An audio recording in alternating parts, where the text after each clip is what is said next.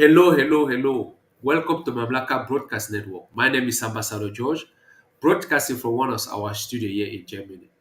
Thank you, thank you. Good morning, good afternoon, good evening. It depends on where you are watching.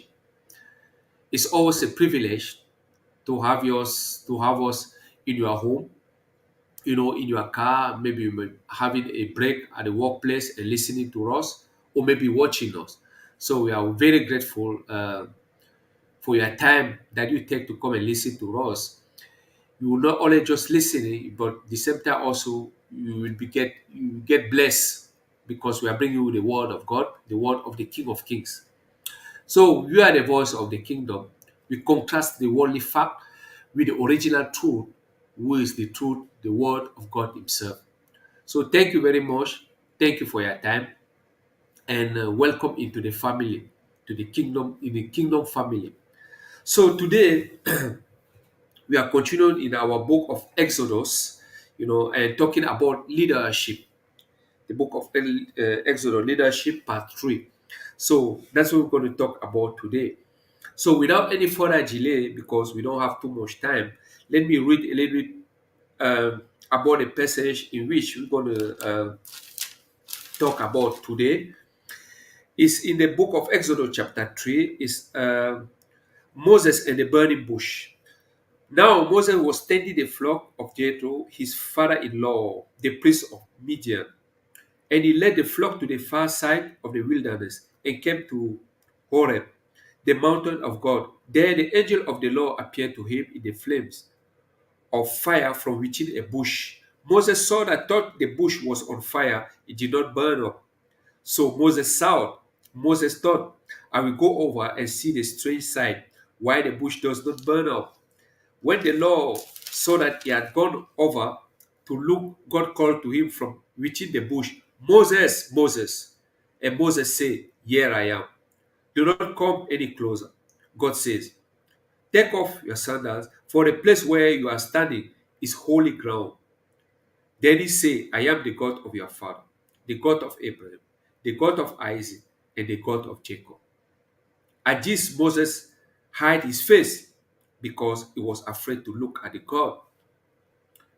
The Lord said, I have indeed seen the misery of my people in Egypt. I've heard them crying out because of their slave drivers, and I am concerned about their suffering. So I've come down to rescue them from the hand of the Egyptian and to bring them up out of that land into a good and spacious land, a land flowing with milk and honey, the home of the Canaanite, Hittite, Amorite, Perizzite, Hivite, and Jebusite. And now the cry of the Israel, the Egyptians are oppressing them. So now, this is the powerful word. Go, I am sending you to the Pharaoh to bring my people, the Israel, out of Egypt. So now we see what happened here is the encounter that Moses has with God Himself through a burning bush, who was already a miracle. Imagine you stand in front of a bunch of bush like this and it start getting burned, and when you see that the tree is burning, you see a bush just burning like that, you find out how, and it don't stop, and you haven't seen the fire coming, or someone lighting the fire on the bush, but it was just burning. So Moses, with the curiosity like all of us, try to find out, to try to see where this fire is coming from. He wanted to go around, but God stopped it, and and introduced Himself to Moses. So what is very important to us here is the fact that it told Moses, because we talked in our previous message that the people of God, the Egyptian, the Israelite, they were suffering maltreatment in Egypt, and we also talk about the circumstances that's happened, when Moses tried to defend one of them by killing one of the Egyptians. So he had to flee from there. So that's why he find himself, living out with his father-in-law, because he has to flee, because at some point the king was aware of what happened, so it was a dangerous thing. So if you could have been caught, maybe he could have been killed, but he fled at the right time. So, and we'll also learn that that was not an accident. That was already something that God put in Moses' life. He put in his heart. The desire of Moses was to always make sure that everywhere where there's injustice, that he can step in and make sure that things are right. But unfortunately, I also believe that, unfortunately, the way he acted, the way he tried to fix it at that particular time, it turned into tragedy. One person lose life, person die. So it was unfortunate. But what we have to tell here was the reason why he did that. That was what is very, very important. The reason that he did that because, excuse me, he could not accept the suffering of his people. Even though he grew up in a wealthy palace, he got everything that he wanted. Everything. He has a better education. He has the best food. He has the best clothes. He has the best room. Everything was for him the best. But he could not enjoy all those good things by seeing other people suffering. So that was the heart of Moses. He has a powerful heart, a heart of compassion, a heart of justice. So because God Himself will put that in this Moses, he put it in him for a reason. So this encounter now that Moses has with God, God really now revealed to him that I have saw the misery of my people in Egypt. Therefore, I'll call you to go and deliver them. So you are the one chosen to go and deliver them. So kind of like I'm sure that, pretty sure that when Moses went home and he thought about it, something could have told him that, wow, what I did in Egypt by trying to protect my farm. So it was something coming from God, or something that I was destined to do. It was part of my DNA. My DNA was to be able to stand for justice, to stand against injustice. And that was right. So God now really revealed to him, kind of like to affirm any doubt that Moses could have in his heart by saying, no, I'm the one. I call you now to go and deliver my people in Egypt. So, in everything, when in any promises, now let us see now the response of Moses, because Moses now got a mission. Excuse me. So God gave him now a mission. He's sending it somewhere for it. That kind of mission is not an easy mission. It's a very dangerous mission because he knows where he comes from. He knows that he have committed a crime where God is sending him back to. So he has to think twice. So in so doing, these are the things that's coming out, start happening. So what happened is that Moses starts finding excuses.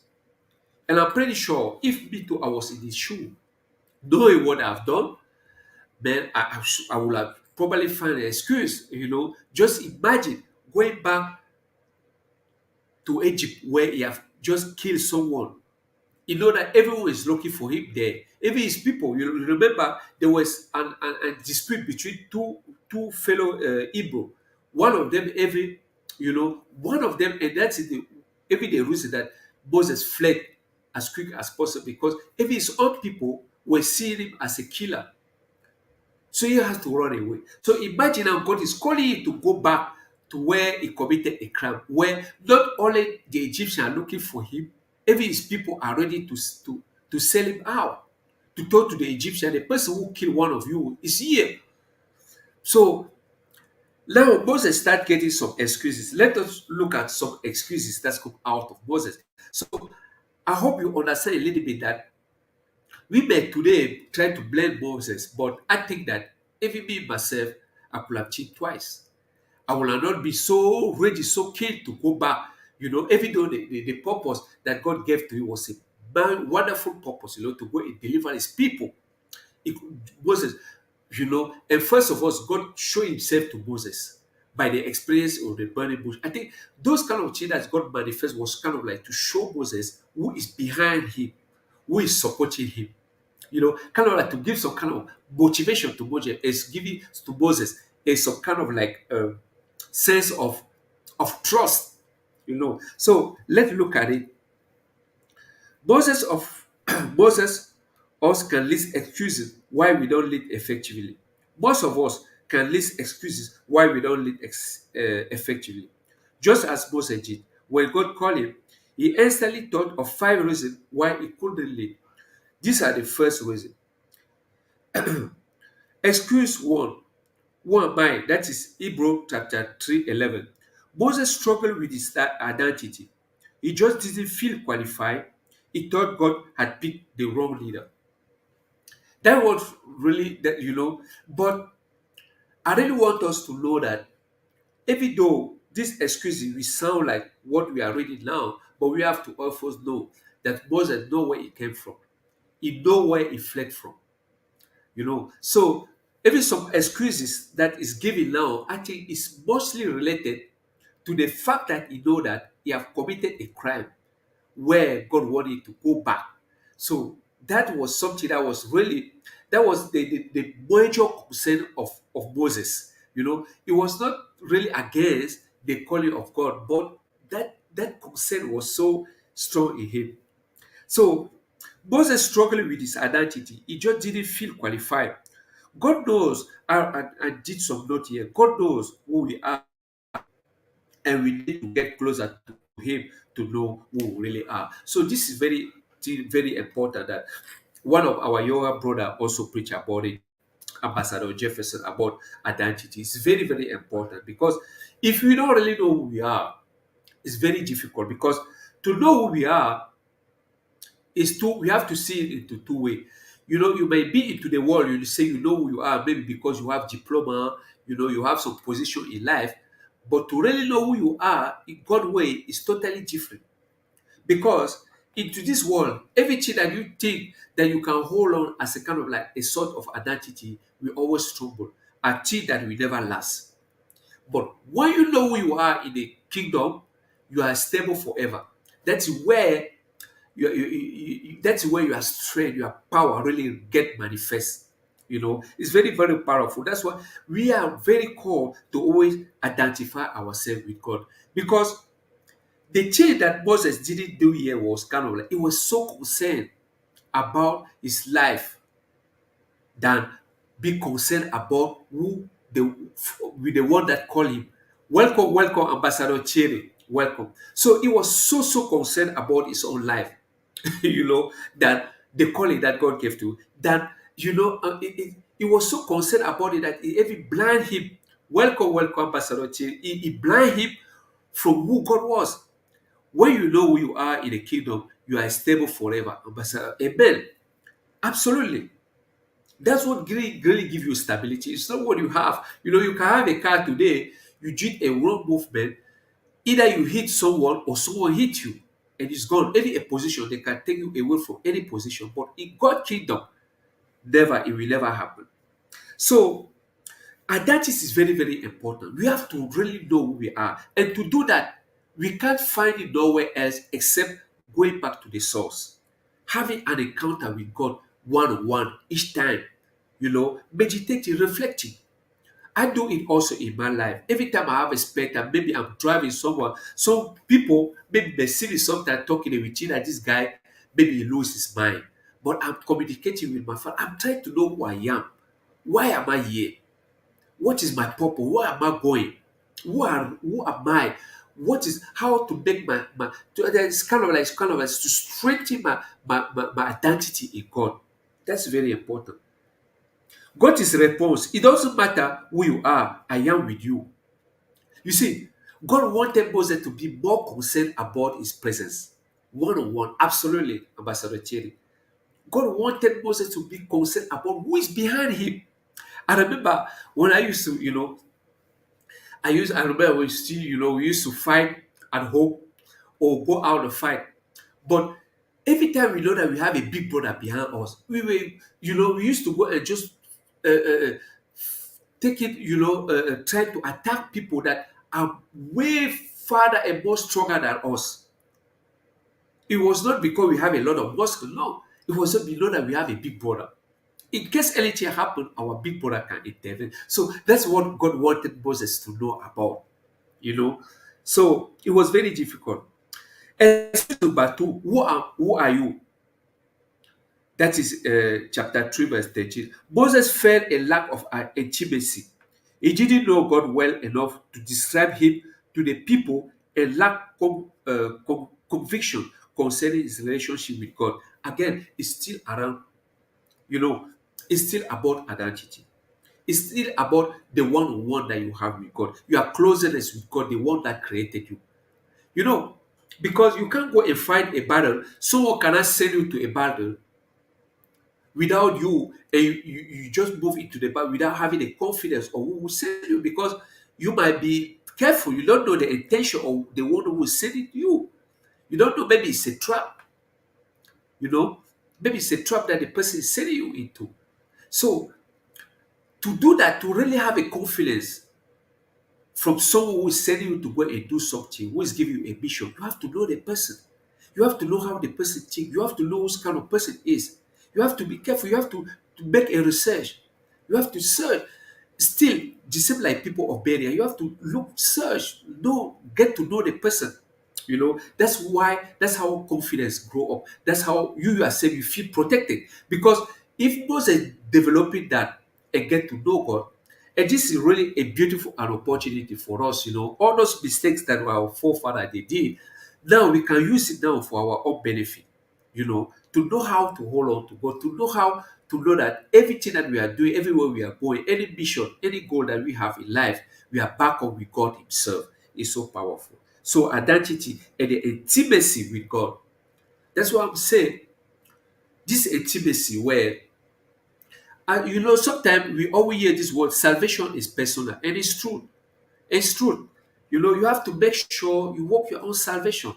It's very important. Before you try to help other people do it, you have to first know where you are, where you stand. Let our God confidence continue to grow. Absolutely. That is powerful. That's the only key. That's the only assurance that we have. That's the only thing that gives us confidence. Learn from others is important. Absolutely. Very, very important. You know. And God responses, I am who I am. I am ever present. I am everything you need. So you see, the only confirmation that God always gives to Moses is I am. I am who I am. I am who I am. I just yeah, you don't need to look for anything. I'm just who I am. There's no other definition. So you have a choice. Either you accept who I am or you leave it. So that's the only choice that God gave to Moses. But He keep showing him that He's with him. Remember, He showed you a sign in a burning bush. God did all those things for a reason. He wanted to put some trust in the heart of Moses. So, excuse number three. What if they don't listen? Moses felt intimidated. He worried about the people's reaction to him. Of course, as I told you in the beginning, me myself, I will worry. I will worry. I will worry. I know what I've done in the past, and I know what the people, that what the people are preparing for me. They just want to hear just my smell and get rid of me. You see, but sometimes we find it like Moses was coward. No, no, no. I don't think so. I don't think so. If I was in the shoe of Moses, really, it will not be very easy for me also. Even though I know that my father is there, is confident, it will not be easy. And that's what kills us most of all in this life. So we are so concerned about our life. No wonder God says, if you want to spare your life, you're going to lose it. But if you want to give your life away for my purpose, you're going to live forever. That is a powerful choice. It's powerful. But it's left to any individual to make his own conclusion and to make his own decision. No one else is going to help you. Neither your family, neither your wife, neither your children, neither your friend. No. It's a personal. Salvation has to do personal with personality, and then you try to share with other people. You can only share an experience that work with you. You can't give to people who will say you don't have. It's very, very important. If they don't listen, of course, but this is the response of God. God always gives him response. God says, when I finish, when I'm finished, they will listen. When I'm finished, they will listen. So God is saying, no, Don't worry about their reaction. Don't worry about them. I'm the one sending you. When I'm finished, they will listen. It's a powerful thing. I'm trying to always see ourselves. I want when I read the word of God, we are living human beings. We have some kind of like some our weaknesses. We don't have to endure our weaknesses, but at the same time, we don't have to lose our confidence to God. We have to know how to balance our fear, our weaknesses, because all those elements are not bad things. They can also help us to move forward. you know because what you have learned that really help is that mistake is just another way of doing things. In reality, mistake show you that you are doing something right. Everyone you face fear of difficulty is mean that you are doing something. You are in business. It's just that thing doesn't go the way you think it should go, but you are on the way. So just keep going. When I finish the releasing, this is what God says. Excuse number 4. I've never been a good speaker. Moses fret about his inadequacy. Who will listen to him if they couldn't ever speak well? So Moses now come every to the way of speaking. Someone who grow in a palace, someone who have the most or the best education in the palace. How could the person not speak? But we have to be very mindful that it's not because someone is very educated, well educated, that the person can speak. I once learned something, one professor who says something very important. He says, no matter what you have studied in life, if you can't explain, he said, no matter what you have studied or you are an electrician whatsoever, if you can't explain what you are doing for a 10-year-old to understand, then you are just fully you are just a worker. You are just kind of like you finish school, just follow what they told you to school. You don't use your own mind, you don't use your own creativity. You see, it's very important. So it doesn't mean that because you have all those education that you can be a good speaker. It can still be. But all of us, we know that the doubt of Moses, men were not called to be an educated ambassador. Amen. Big culture. Amen. Of course. So we all know that despite everything, the huge concern of Moses was about his life. He was afraid. He was afraid that he's going to be killed. He was afraid. So everything that God was talking to him, everything that God was saying to him, Moses was taking him, but it was very so heavy for him because his life was so a huge concern that you know he wanted to know. He knew that he knew that it was a person who stand for justice, but it was so difficult for him. But thank God, God keep encouraging. God's response: guess who made your mouth? God said, I made your mouth. You see, I can change everything. I can make you be a wonderful speaker right now. I can do all that. You see, I can do that. I'm so passionate because this really made me happy because when God want to move you, when God has a mission for you and He want you to accomplish that mission, there will never be any excuse. There's nothing you will ever lack to accomplish that mission. Nothing you will lack. God will always make sure He provide, no matter what. He will give you everything necessary for you to advance in that point. Excuse number 5. I know you can find someone else.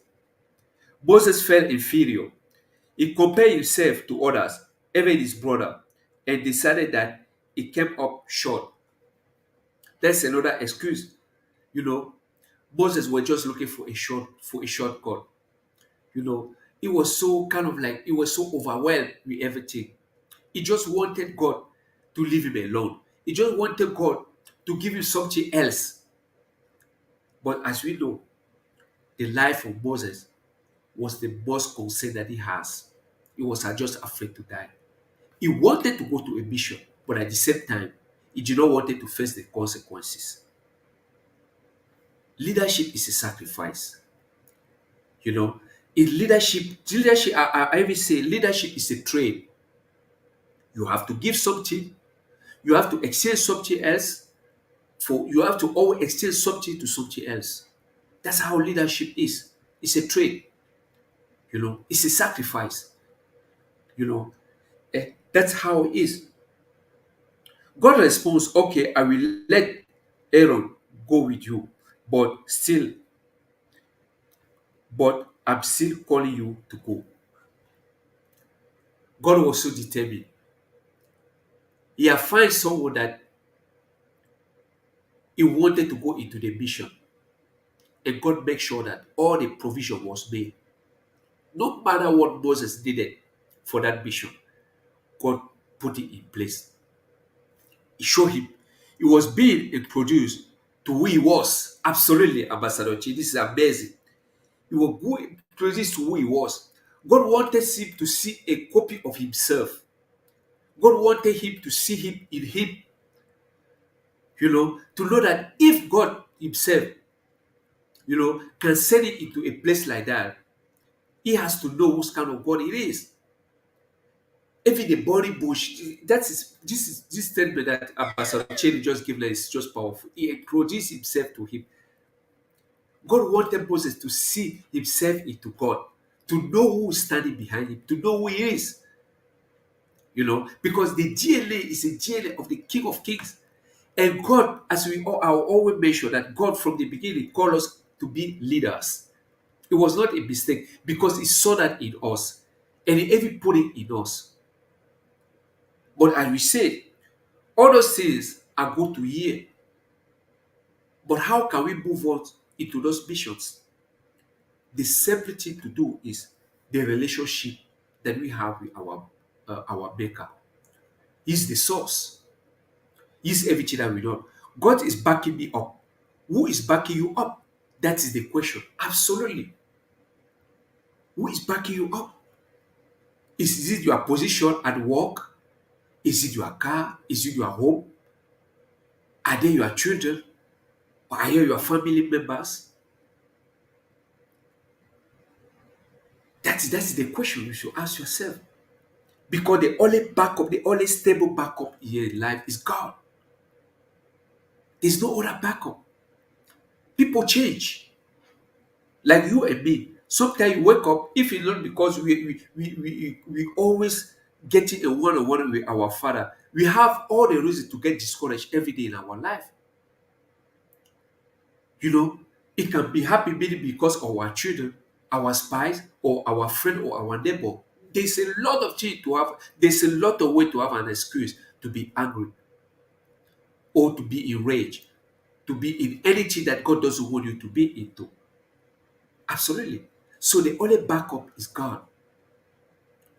you know. So it's very, very important. So when I was meditating, reflecting in this message, I thank God that I did not just jump to kind of like diminish Moses.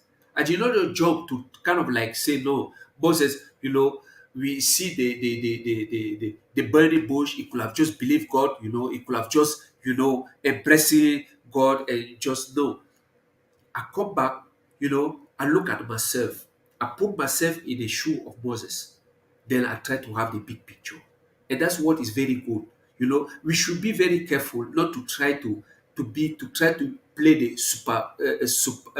Superman, it's kind of like to a superior human being. No. God make us, we are still human, but we are the children of the King of Kings. So we have to learn to balance the reality. We have to balance the reality and the faith that we have into the kingdom. So it's very, very important. This message really blessed me, and I hope it has blessed you also. Because this is what we have to do. We always have to look the big picture. Because when we look the big picture, God will take every our fragility, God will take every our weaknesses and mold it into strength. But when we start denying who we are, denying our shortcoming, it's impossible for us to grow. Growing is admitting what you lack. Like Moses, everything he admit here, and that's why I call him a great leader, because he admit all his weaknesses, and God used it to give him the reverse of it. God tried to bring Moses to look a other way to the support. So thank you very much. We have come to the end of this chapter. I hope he has blessed you as he has blessed me. And thank you to be here with us. Watch your follow us, like us. We are in Facebook, we are in YouTube, we are in all the platform you can name that God created that we can use. Subscribe to our channel, and we make sure you always be the first to be notified. Thank you very much, and see you at the top where the ego live. Bye bye.